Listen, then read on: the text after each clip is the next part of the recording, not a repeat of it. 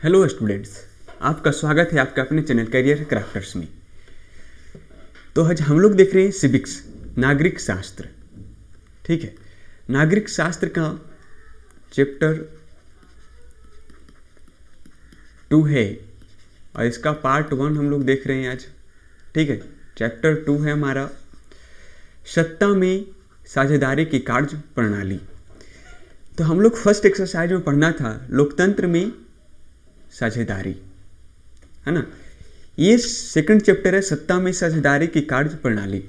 हम लोग सत्ता में साझेदार कैसे करते हैं, है ना, और इसकी क्या कार्य प्रणाली होती, कैसे हम लोग काम करते हैं, है ना, सत्ता का संचालन कैसे होता है। ठीक है, ये सब के बारे में हम लोग को इस चैप्टर में जानना है। ये जो लेक्चर होगा वो बिल्कुल बिहार बोर्ड के लिए परफेक्ट होने वाला है। ठीक है, इसमें वो सभी पॉइंटों को कवर किया जाता है जो आपके एग्जाम के व्यू से बहुत ही महत्वपूर्ण होने वाला है। ठीक है, ये बिहार बोर्ड के लिए बहुत ही महत्वपूर्ण होने वाला है ये सेशन। ठीक है, इस चैनल पर जितने भी वीडियो आती है वो बिहार बोर्ड के लिए बहुत ही बेहतरीन साबित होगा। तो शुरू करते हैं हम लोग सत्ता में साझेदारी की कार्य प्रणाली। चैप्टर 2 है जिसका पार्ट 1 हम लोग देख रहे हैं आज। ठीक है, कंप्लीट है।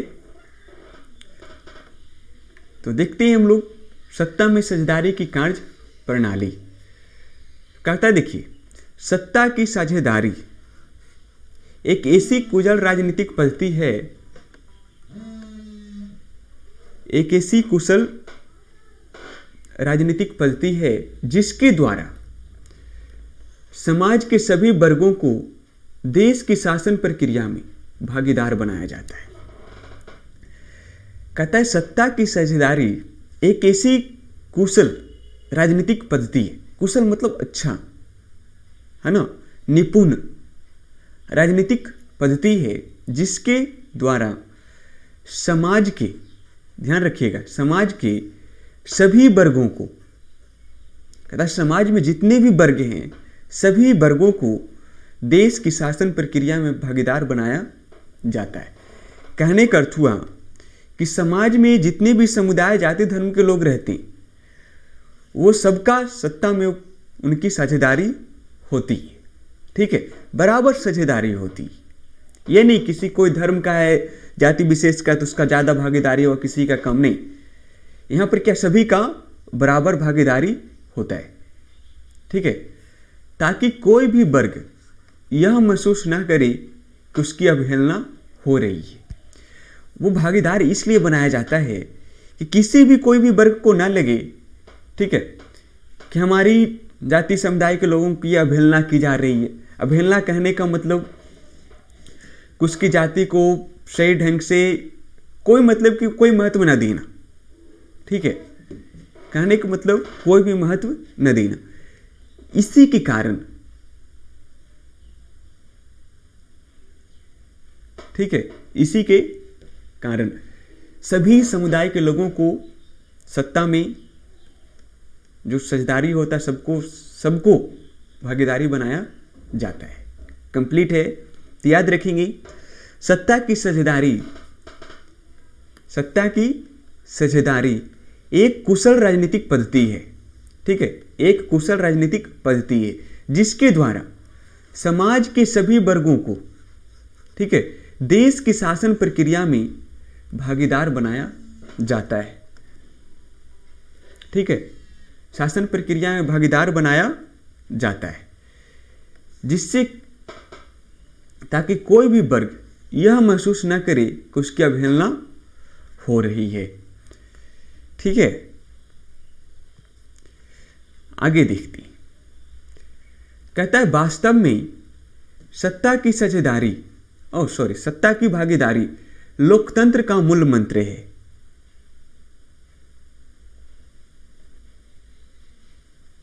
1 मिनट रुकिएगा।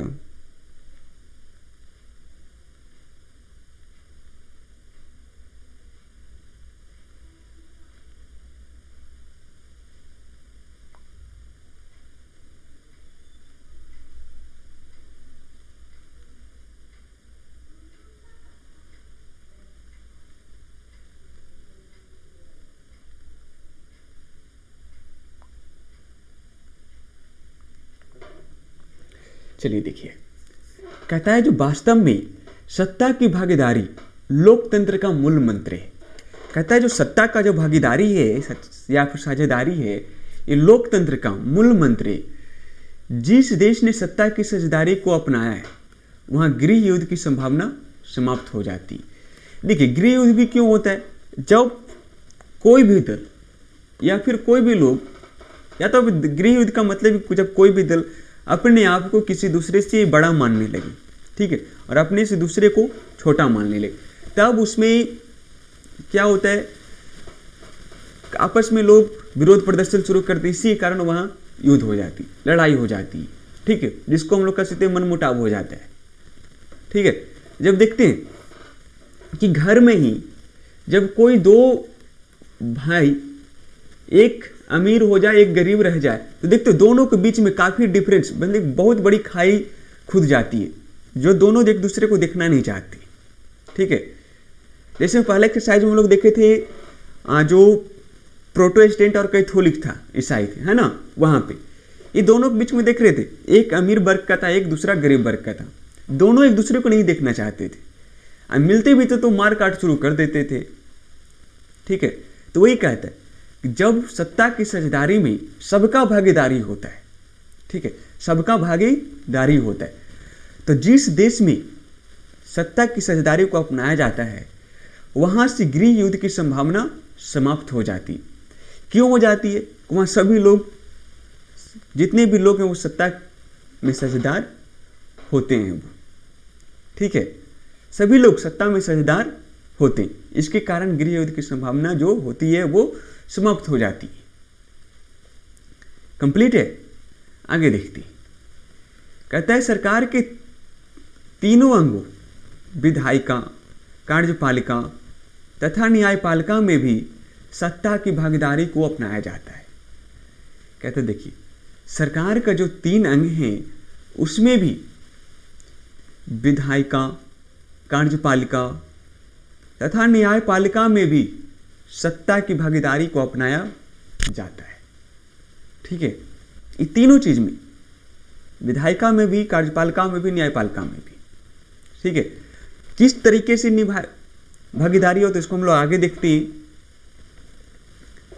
कहते देखिए इस प्रकार केंद्रीय सरकार और राज्य सरकारों में भी सत्ता की भागीदारी के सिद्धांत पर शक्ति का बंटवारा कर दिया जाता है। कहता है केंद्रीय सरकार और राज्य सरकारों में भी सत्ता की भागीदारी के सिद्धांत पर शक्ति की बंटवारा कर दिया जाता है। कहता है जो भी शक्तियां होती है वो केंद्र सरकार और राज्य सरकारों में भी सत्ता की भागीदारी पर के सिद्धांत पर शक्ति का बंटवारा कर दिया जाता है। कहता है केंद्रीय सरकार और राज्य सरकारों के बीच में भी, ठीक है, शक्ति का बंटवारा किया जाता है। किस रूप में? आगे देखते हैं, ठीक है। तो हर एक पॉइंट को आप लोग समझिए, ठीक है, समझ जाइएगा तो अपनी भाषा में एग्जाम में सही ढंग से आप लोग इसको लिख सकते हैं, ठीक है, एकदम सही ढंग से इसको आप लिख सकते हैं जब समझ में जाइएगा तब, ठीक है। रटने का कोशिश करिएगा, कभी रट नहीं सकते इसको, कभी भी आप इसका आंसर नहीं लिख सकते जब एग्जाम में आपसे क्वेश्चन पूछेगा तो, ठीक है। हर एक वर्ड को समझिए सिर्फ, ठीक है, उसको घर पे लिखने का कोशिश करिए आप लोग खुद ही, ठीक है। चलिए आगे देखते हैं। कहते एक पॉइंट है, राजनीति दल सत्ता में साझेदारी का सबसे जीवंत स्वरूप है। कहता जो राजनीतिक दल जो होते हैं ना, सत्ता में साझेदारी का सबसे जीवंत स्वरूप है। कहता देखिए सत्ता में साझेदारी कौन करते हैं? तो राजनीतिक दल करते हैं, है ना। राजनीतिक दल को कौन चुनता है? तो ठीक है, समाज के सभी लोग चुनते हैं, वोट देते हैं, है ना, ठीक है, वोट देकर वो अपनी नेता को चुनते हैं, वही नेता, ठीक है, हम लोग पे शासन करता है। तो शासन कौन करता है? तो सभी मिलकर करते हैं, लेकिन वोट देकर, मत देकर हम लोग किसी एक नेता को चुनते हैं, वही सब पे शासन करता है, ठीक है। तो आगे देखते हैं। कहता है राजनीतिक दल लोगों के ऐसे संगठित समूह हैं, जो कहता है जो राजनीतिक दल हैं लोगों के ऐसे संगठित समूह हैं जो चुनाव लड़ने और राजनीतिक सत्ता हासिल करने के उद्देश्य से काम करते हैं। कहता है राजनीतिक दल लोगों के ऐसे संगठित समूह हैं जो चुनाव लड़ने और राजनीतिक सत्ता हासिल करने के उद्देश्य से काम करते हैं। कहता है जो राजनीतिक दल होता है ना, उनका उद्देश्य सिर्फ क्या होता है? राजनीतिक सत्ता को हासिल करना। ठीक है, वो जो भी काम करते हैं वो सत्ता को हासिल करने के लिए करते हैं। कहता है उनकी आपसी प्रतिद्वंद्विता यह निश्चित करती है कि सत्ता हमेशा किसी एक व्यक्ति या संगठित समूह के हाथ में न रहे। कहता है देखिए, जो उनकी राजनीतिक दल होते हैं वो चाहते ये भी है कि किसी भी राजनीतिक समूह के अंतर्गत हमेशा सत्ता न रही। ठीक है, इस सत्ता का संचालन हर एक समय परिवर्तित होते रहे। ठीक है, एक दूसरे से ट्रांसफर होते रहे। ठीक है, और हम लोग कह सकते हैं लोकतंत्र का सबसे अच्छा यही उदाहरण है कि हमारे यहाँ सरकार बदलते रहती है। ठीक है, ये देश के लिए बहुत ही अच्छा होता है। ठीक है, जब कोई सरकार 15 साल 20 साल शासन करती है एक सरकार, तो इसमें कुछ जैसे लगता है लचर व्यवस्था होने लगता है। इसी के कारण हम लोग को चाहिए कि सरकार को या फिर राजनीतिक दल को या फिर संगठित समूह को, ठीक है, जो भी सत्ता होती है वो बदलते रहे, अलग अलग राजनीतिक पार्टियों के हाथों में जाते रहे। ठीक है, कहने का मतलब ये नहीं कि सबको, जितने भी भारत में पार्टियां सबको 5-5 साल के लिए दे दिया जाए, ऐसा नहीं। जो अच्छे काम करते, ठीक है, उनके हाथों में सत्ता को संचालन देना चाहिए। ठीक है, जो सही ढंग से हम लोग को लीड कर सके, है ना, एक अलग दिशा निर्धारित कर सके। कंप्लीट है। तो राजनीतिक दल समझ गए। राजनीतिक दल क्या होता है? एक संगठित समूह है जो चुनाव लड़ने और राजनीतिक सत्ता हासिल करने के उद्देश्य से काम करती है। ठीक है, वही राजनीतिक दल कहलाता है। ठीक है, इसका मुख्य उद्देश्य क्या होता है? सत्ता को हासिल करना। कंप्लीट है। जैसे में देखिए लिखा है कि सत्ता में साझेदारी का सबसे अद्यतन रूप गठबंधन की राजनीति या गठबंधन की सरकारों में दिखती है। कहता है सत्ता की साझेदारी का सबसे अद्यतन रूप गठबंधन की राजनीति या गठबंधन की सरकारों में दिखता है। कहता है देखिए, सत्ता की साझेदारी सबसे अच्छा कहाँ दिखता है? जब गठबंधन की सरकार बनती। ठीक है, समझिए गठबंधन की सरकार में क्या होता है। अगर यहां पे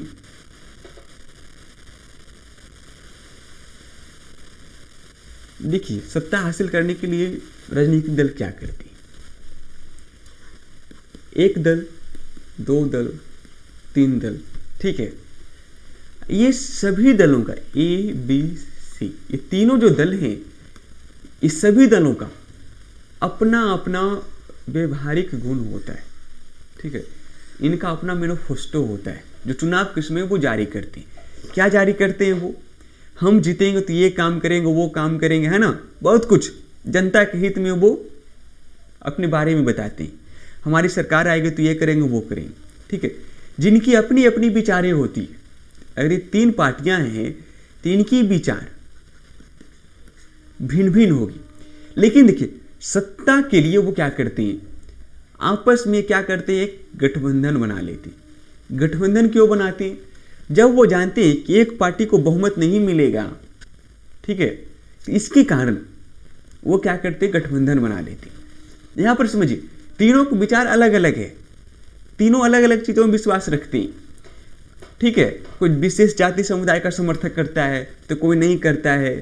ठीक है, तीनों का अलग अलग विचारधारा है, लेकिन दिखता है कि सत्ता का साझेदारी में किसी एक पार्टी को बहुमत नहीं मिल रहा है, तो वो क्या करते हैं?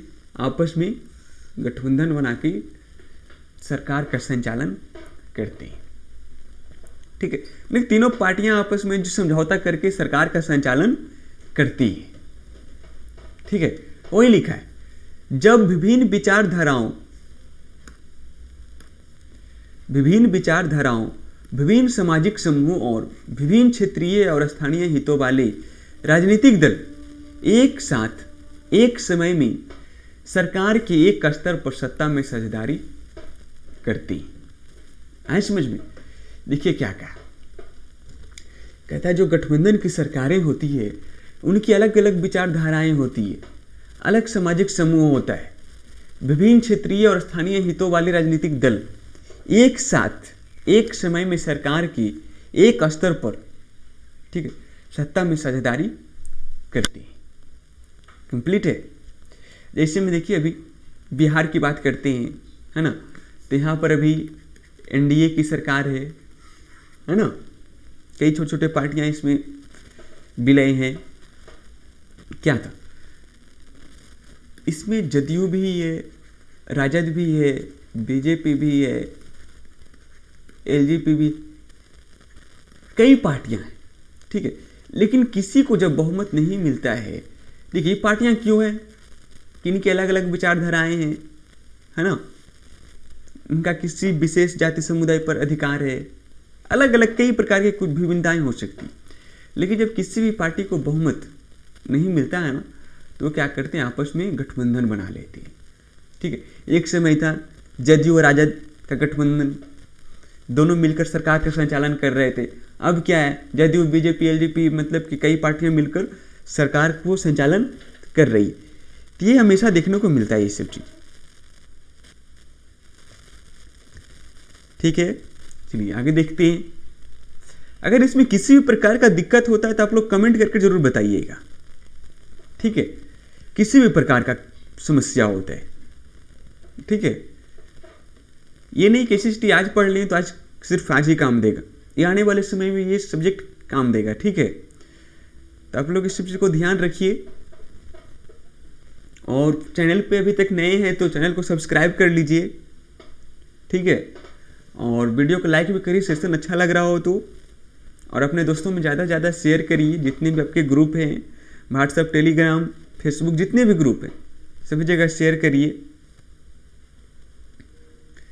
ठीक है। तो चलिए देखते हैं आगे।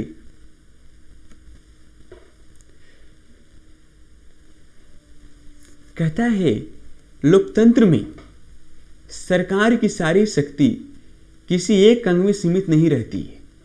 कहता है जो सरकार का जो शक्ति होता है ना, सरकार की सारी शक्ति किसी एक अंग में सीमित नहीं रहती है, बल्कि सरकार के विभिन्न अंगों के बीच सत्ता का बंटवारा होता है। कहते देखिए, कहता है जो लोकतंत्र में एक बड़ी अच्छी बात ये होता है कि सरकार की जितनी भी शक्ति होती है वो किसी एक ही डिपार्टमेंट में फिक्स नहीं होता, सीमित नहीं होता है, बल्कि कई विभिन्न अंगों में वो बटा रहता है। उसके कई पार्ट होते हैं वो सत्ता के संचालन करने के लिए, कई उनकी जो पावर होती है वो कई फेजों में डिवाइड होती है, ठीक है। कहता है यह बंटवारा सरकार के एक ही स्तर पर होता है। कहता है कई लोगों में पावर शेयरिंग तो होता है, लेकिन जो पावर शेयरिंग होता है वो सरकार के एक ही स्तर पर होता है, ठीक है, एक ही स्तर पर होता है। जैसे में देखते हैं, कहता है सरकार के तीनों अंगों विधायिका, कार्यपालिका एवं न्यायपालिका के बीच सत्ता का बंटवारा होता है। कहता है विधायिका, कार्यपालिका एवं न्यायपालिका के बीच सत्ता का बंटवारा होता है और ये सभी अंग एक ही स्तर पर अपनी अपनी शक्तियों का प्रयोग करके सत्ता में साझेदार बनते।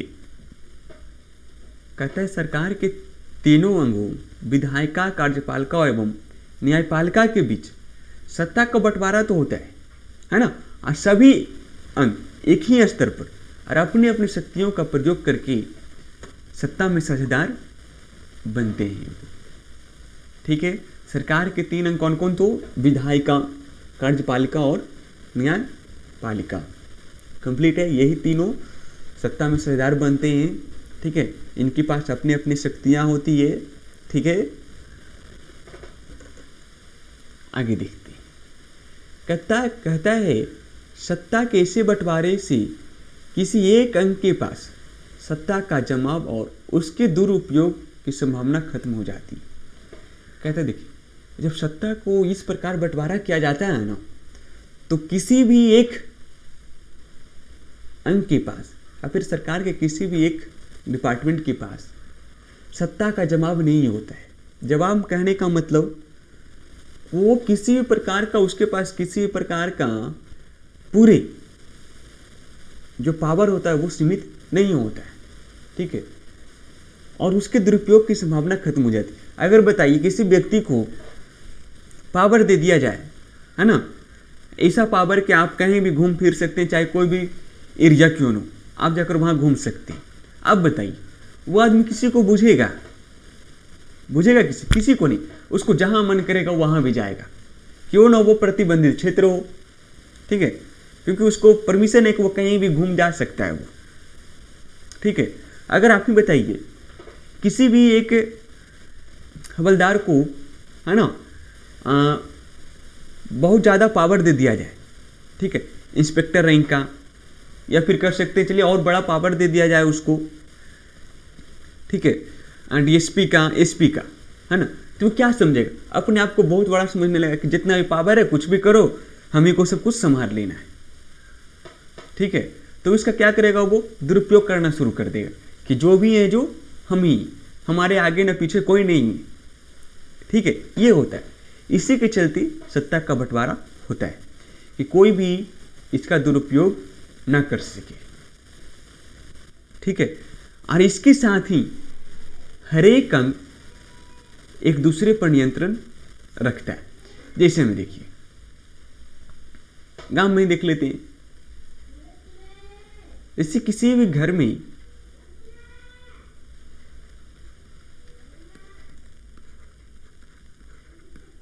कोई व्यक्ति है,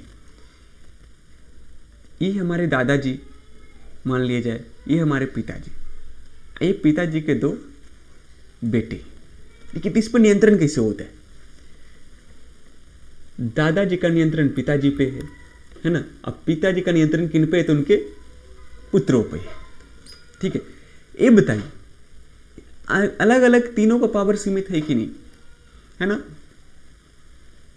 तीनों का पावर शेयरिंग है, लेकिन तीनों का संचालन मिलकर हो रहा है। ये इनके नियंत्रण में है, ये इनके नियंत्रण में, ठीक है। तो सरकार में भी ये होता है, ये किसी भी डिपार्टमेंट, किसी न किसी के ऊपर सब कुछ होता है। जैसे में देखिए, अगर मान लिया जाए यहाँ पर किसी भी थाना में कोई हवलदार है ना, तो वहाँ इधर होगा इंस्पेक्टर होगा, उसके बाद डीएसपी होगा, है ना, सबका पावर सीमित है, ठीक है, अलग अलग कामों के लिए, ठीक है। तो इस चीज को समझिएगा। और इसी के कारण हर एक अंग एक दूसरे पर नियंत्रण रखता है, ठीक है। हवलदार कुछ करेगा तो उस पर इंस्पेक्टर बोलेगा, इंस्पेक्टर कुछ करेगा तो डीएसपी बोलेगा, है ना, हर एक चीज में। इसी के कारण सत्ता का बंटवारा किया जाता है कि दुरुपयोग न हो और एक दूसरे पर सभी का नियंत्रण कायम रखा जा सके, ठीक है। देखिए इसमें जो बंटवारा होता है वो दो प्रकार का, एक क्षैतिज वितरण और दूसरा ऊर्ध्वाधर वितरण, ठीक है। तो देखते हैं इसको। कहता है सरकार के एक स्तर पर सत्ता के बंटवारे को हम सत्ता का क्षैतिज वितरण कहते हैं। जो कहता है सत्ता सरकार के एक स्तर पर ही जब सत्ता का बंटवारा किया जाता है तो उसे हम क्या कहते हैं? सत्ता का क्षैतिज वितरण कहते हैं। जब सरकार के एक स्तर पर सत्ता का बंटवारा होता है तो हम उसे सत्ता का क्षैतिज वितरण कहते हैं, ठीक है। दूसरा क्या है हमारा? ऊर्ध्वाधर वितरण। कहता है सत्ता में साझेदारी की दूसरी कार्य प्रणाली में सरकार के विभिन्न स्तरों पर सत्ता का बंटवारा होता है। कहता है कि सत्ता में साझेदारी की दूसरी कार्य प्रणाली में सरकार के विभिन्न स्तरों पर सत्ता का बंटवारा होता है। और सत्ता के ऐसे बंटवारों को हम क्या कहते हैं? सत्ता का ऊर्ध्वाधर वितरण कहते हैं, ठीक है। सत्ता का वितरण एक क्षैतिज और दूसरा ऊर्ध्वाधर वितरण कंप्लीट है, तो इसमें किसी प्रकार का कोई दिक्कत नहीं। दिक्कत होता है तो आप लोग हमें जरूर बताइएगा, ठीक है।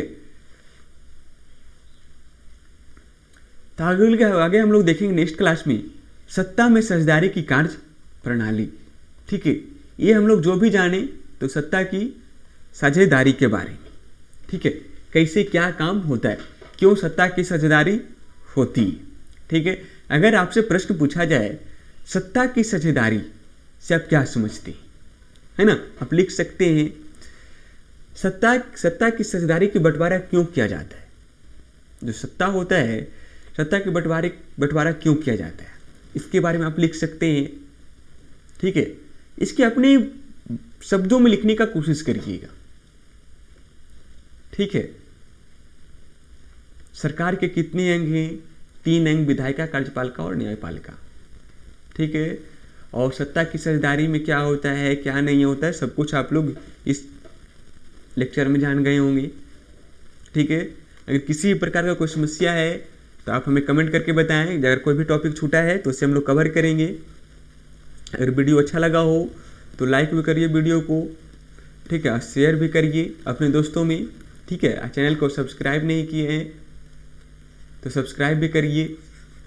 ठीक है, और बेल आइकन को प्रेस कर लीजिए कि वीडियो की नोटिफिकेशन आपको हमेशा मिलते रहे।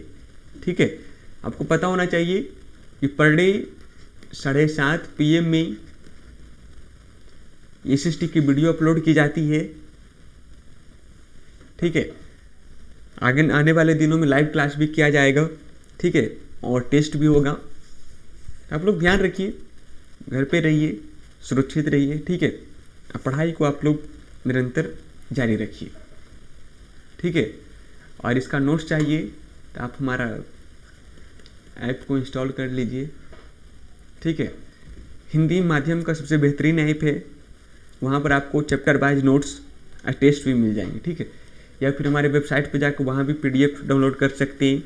सिंपल एक आप ऐप ही इंस्टॉल कर लीजिए, यहाँ पर सभी सब्जेक्ट का नोट्स आपको मिल जाएगा। ठीक है, तो बाकी मिलते हैं हम लोग नेक्स्ट क्लास में। ठीक है, नेक्स्ट टॉपिक के साथ। तो आज के लिए इतना ही।